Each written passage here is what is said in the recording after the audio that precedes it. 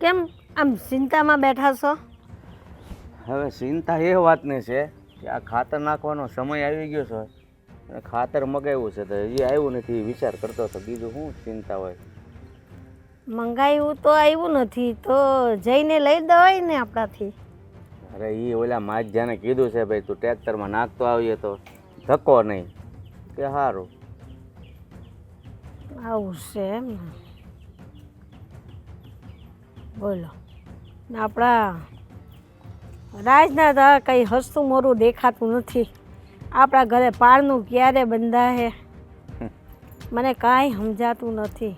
તને ન સમજાય તો કાંઈ નહીં, મને સમજાય છે કે જ્યારે ભગવાનની મહેરબાની થશે ને ત્યારે પાણું બંધાય. કોકને 5 દી વહેલા મોડું બંધાય, એમાં કાંઈ બહુ એ વાતને લઈને ઉપાધિ કરવાની જરૂર નથી.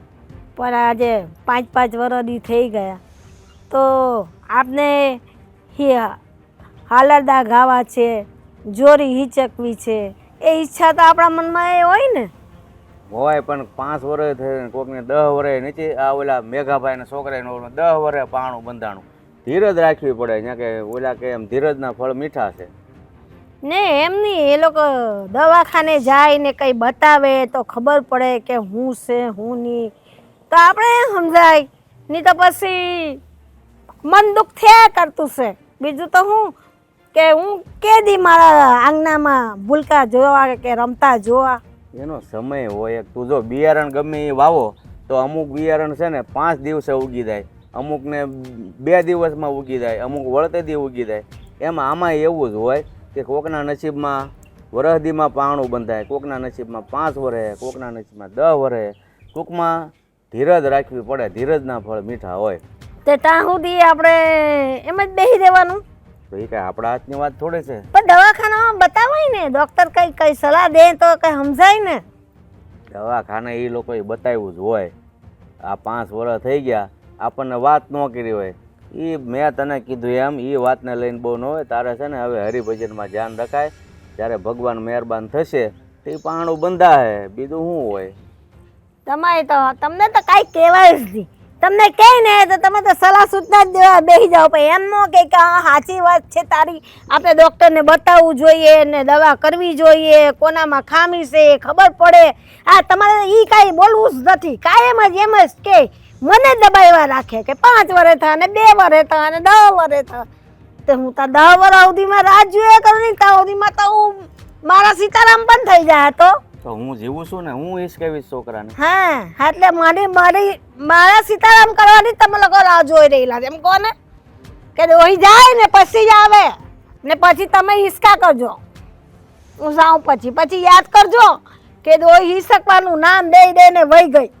મારી તો વાત જ નથી સાંભળવી. એ લોકોને દવાખાને મોકલો અને કોનામાં ખામી છે એ ખબર પડે ને વહુમાં ખામી હોય તો સૂતું કરીને આપણા રાતના બીજે લગ્ન કરી નાખવાના. અરે તું કેવી વાત કરે છો. આવું કરીએ તો વહુને કેટલું ખોટું લાગે. તો શું કરવાનું? કાંઈ નહીં કરવાનું, ધીરજ રાખવાની, બસ. બીજું કાંઈ રસ્તો નથી. બાકી આ 5 વર્ષથી વહુ આવે છે એના મોઢા ઉપર આપણે ઉદાસી જોઈએ છે. એ વાતનું વહુને દુઃખ છે, આપણને એકલીને થોડું દુઃખ છે. હવે આ વાત જાહેર કરીને એમ કહો કે ભાઈ દવાખાને જાઓ ને તમારી તકલીફ આવે તો તમને છૂટું કરી દઈએ, તો એ વહુ ઉપર કેવી વીતે? તો હલાવ્યા કરવાનું, એમ જ હલાવ્યા કરવાનું. એ સિવાય બીજો કોઈ રસ્તો નથી. ભગવાન ઉપર ભરોસો રાખો એટલે એક દિવસ હવ હારાવાના થાય. કારણ ધીરજના ફળ મીઠા. વાયવા ભેગું તરત ન ઉગે, બરાબર? એટલે તમે હર વખતે મને એ જ સલાહ દો છો કે વાવે ને ન ઊંઘે, વાવે ને ન ઊંઘે. તો એ જ દેવાની હોય ને. તું એક વાતમાં સમજતી જ નથી. કાંઈ આપણા હાથની વાત હોય કે અહીંથી અહીંયા આ વસ્તુ ફેરવવી છે તો આપણે આમથી આમ લઈને મૂકી દઈએ. હવે એ કુદરત ધારે રીઝે તો આ બધું થાય. તો બીજી વહુ લાવી દેવાની ને. પણ તમને હું વાંધો છે? હવે બીજી વહુ લાવીને કદાચ આપણા દીકરામાં જ ખામી હોય તો? એ જ તો કહું છું કે ડોક્ટરને બતાવે તો ખબર પડે ને કે કોનામાં ખામી છે. સારું ભાઈ, તું કહી દેજે કે ડોક્ટરને બતાવ્યો. બસ હવે રાજી? હા બસ. ખોટી હું તારી મગજમારી સમજતી જ નથી કે ગામમાં આવા કેટલાય દાખલા છે. તમારે બસ વાવ્યા ભેગું લણવું છે. એનો સમય હોય એક. વાવ્યા ભેગું લણવું છે.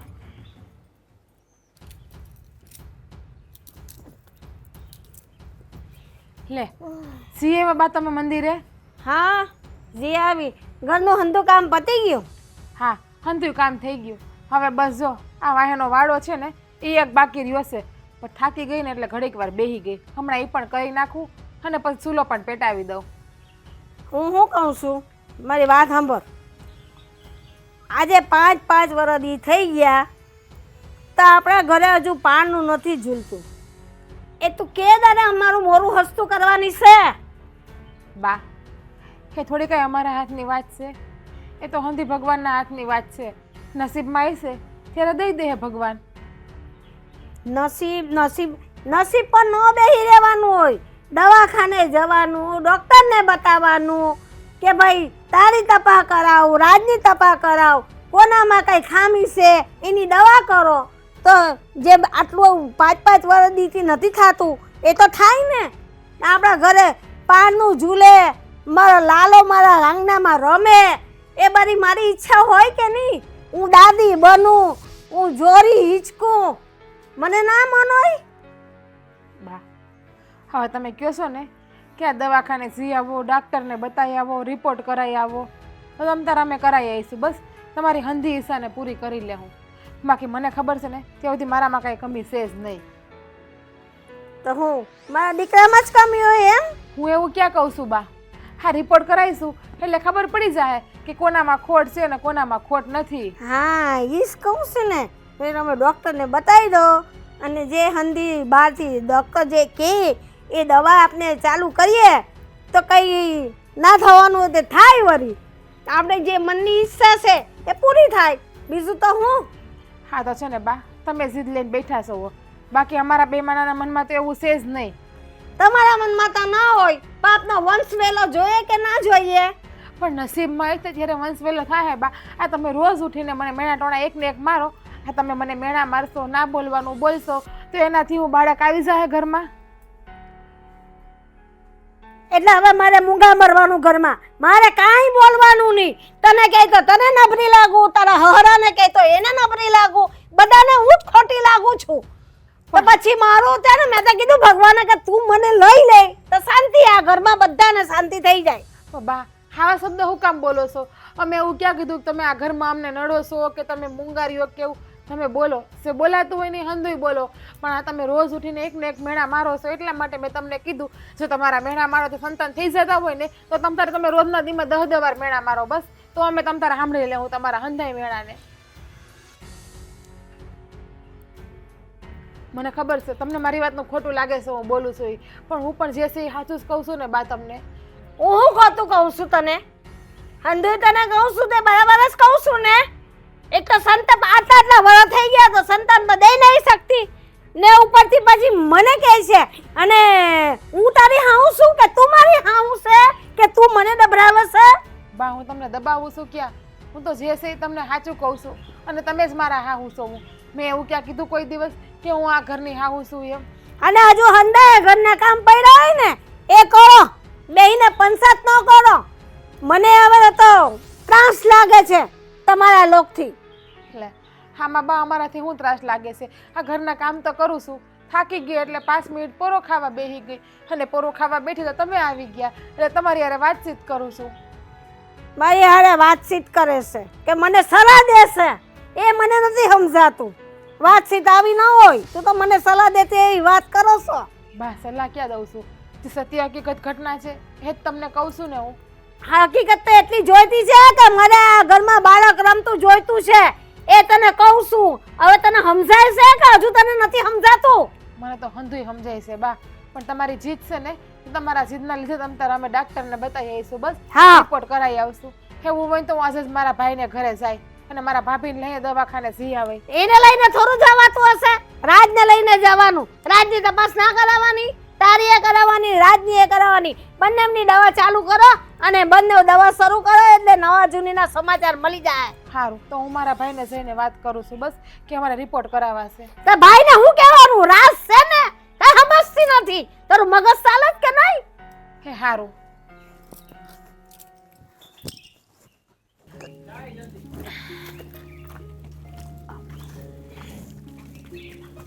ભાભી. અરે શીખલાબેન, જય શ્રી કૃષ્ણ. જય શ્રી કૃષ્ણ. કેમ છે તમારી તબિયત? બસ મને તો સારું છે. તમે કેમ છો? બસ આ એકદમ સારું. આ સૂલો પેટાવો તો ને તમે કીધું લાય આ લાકડા નાના મોટા વીણી આવું ને તો જગી જાય. પણ આમ અચાનક આવ્યા કંઈક હમાસર બમાસર દેવડાવ્યા હોત તો તેડી જાત તમારા ભાઈ આવીને. હા, મારા ભાઈ ક્યાં છે એ દેખાતો નથી. એ બહાર ગયા છે, એને થોડુંક કામ હતું ને તે હવે કીધું તો છે કે બપોરા કરવા આવી, પણ કાંઈ નક્કી નહીં એનું. આ કોઈક ભાતું લઈને સામું મળી જાય તો એની હારે ખાઈ લે. મારો ભાઈ પહેલેથી એવું જ છે, હસમુખ કર્યો ને એટલે બધા હારે હળીભળીને રહી લે. હા, મેં તમને આખા ઘરમાં ગોઈતા, તમે ક્યાંય ના દેખાડા, એટલે મને થયું કે ભાભી વાડામાં જઈશે, કંઈક કામ કરતા હશે. હવે અંદાજ હોય ન હોય ને કે આ તમે વોશિંગ્ટનના આવશો, આ કંઈક જાણ ખબર હોત તોય કંઈક બનાવી રાખત. આ તમારા ભાઈને જવા ન દેત કે આજ તમારા બેન આવવાના છે ઘરે રહો એમ. હા, પણ મેં કેમ તમને મોકલે એવું નતું ને ભાભી, એટલે એટલે તમને ને મારા ભાઈને કેમ ખબર હોય કે હું આવવાની છું? પણ આ તો થયું જ એવું ને કે મારે અચાનક આવવું પડ્યું. શું થયું છે? કાંઈ બહાર જવાનું છે? કાંઈ વસ્તુ જોતી છે? તો બારે નથી જવાનું, વસ્તુ નથી જોતી. આ તમને તો ખબર છે કે અમારા લગ્નના 5 વર્ષ થઈ ગયા, હજી અમારા ઘરે પાણું નથી બંધાણું. સો બેન, હા તમારી વાત તો હાચી છે. હા 5 વર્ષ જા બહારનું તો બંધાવવું જોવે, પણ જેવી ઈશ્વરની મરજી. આમાં તો આપણે લોકો તો શું કરી શકીએ કહો? હા ભગવાનને આપણે તો સમરી એકવી કે હે ભગવાન હા જલ્દીથી છે ને અમારા ઘરે પારણું આપો, પણ કાંઈ ખબર નથી પડતી. તમે આટલું બધું ચિંતા કરો માં, હા જે થાય નહીં સારું થાય, અને વહેલા મોડું આજ નહીં તો કાલ બંધાય તો ખરું જ ને. તો પછી એ જ વાત મારા હાહુને હું સમજાવું છું, પણ મારા હાહુ એ વાતને સમજવા જ તૈયાર નથી.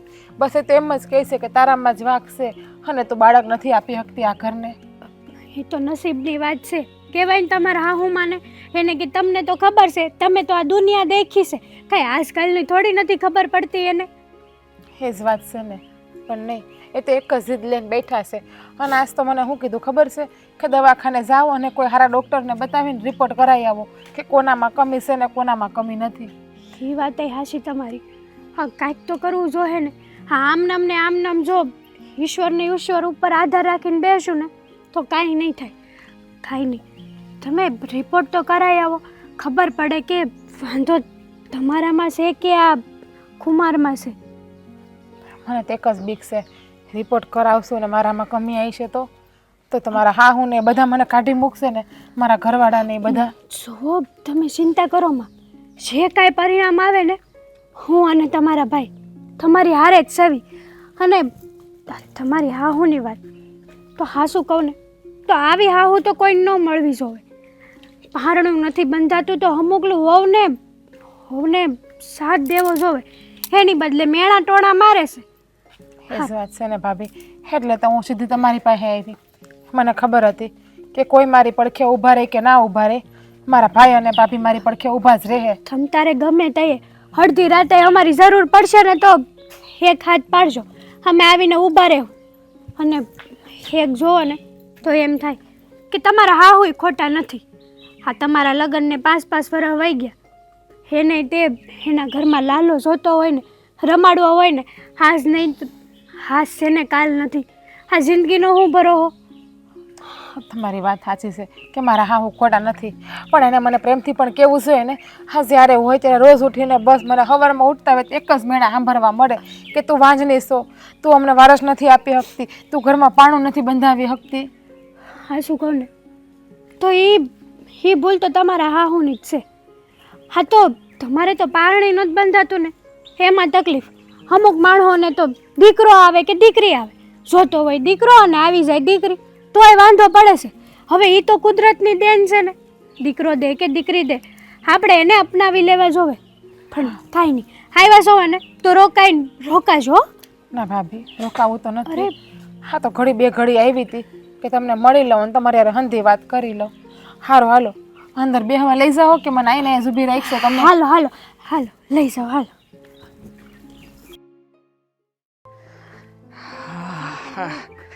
વાડીનું કામ એટલે કામ અઘરું પડ્યું આજ તો. માંડ કરીને ઓલું ટ્રેક્ટર જે હલવાનું હતું ને ઓલા રગલાનું માંડ કાઢ્યું આજે.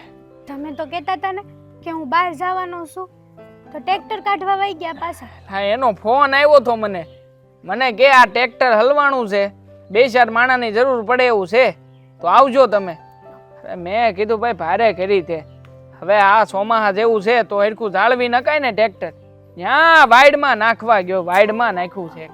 બા પણ હવે કઈ હાથે કરીને કોઈ થોડા ત્યાં નાખવા જાય, ભૂલથી વહી ગયો હોય આમ તેમ ઓલા હેન્ડલ ઉપરથી કાબુ વહી ગયો હોય. હું તમને શું કહું, બોલ. હા તમારા બેન આવ્યા હતા. લે બેન આવી છે? ક્યાં છે?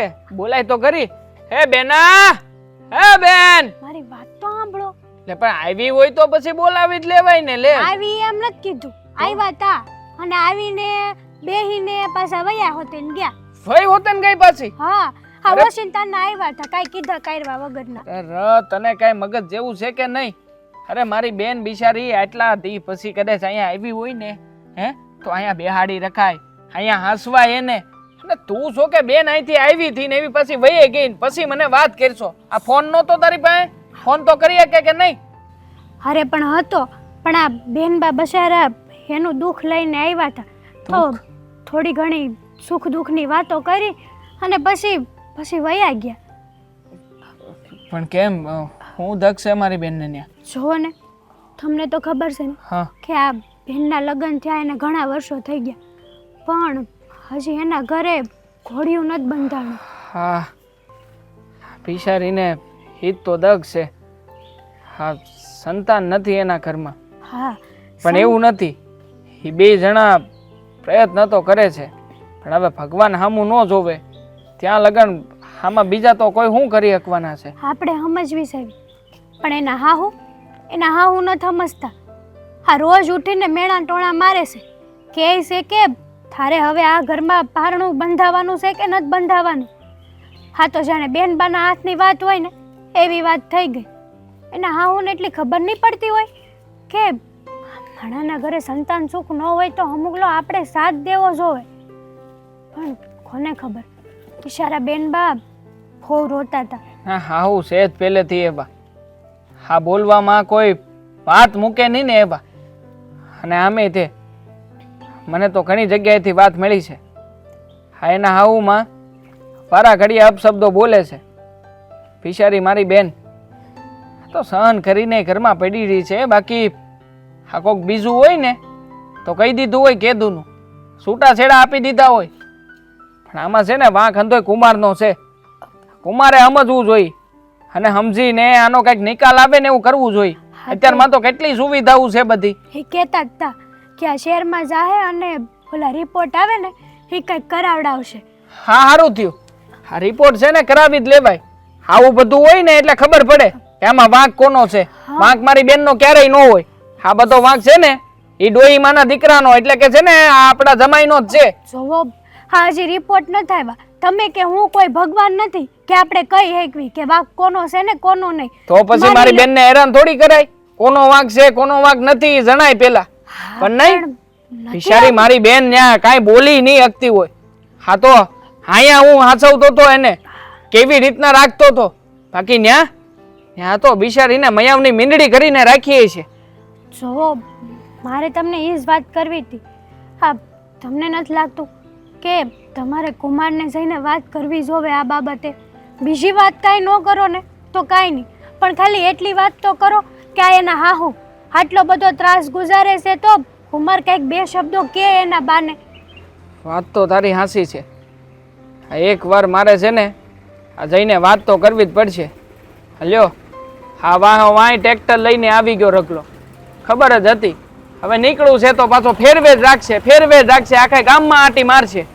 તમારે શું છે પણ મને છે ને આ તારી વાત પ્રમાણે વિચાર તો આવે જ છે કે એકવાર છે ને જઈને મળું એને હા અને મળીને અંધી વાત કરું.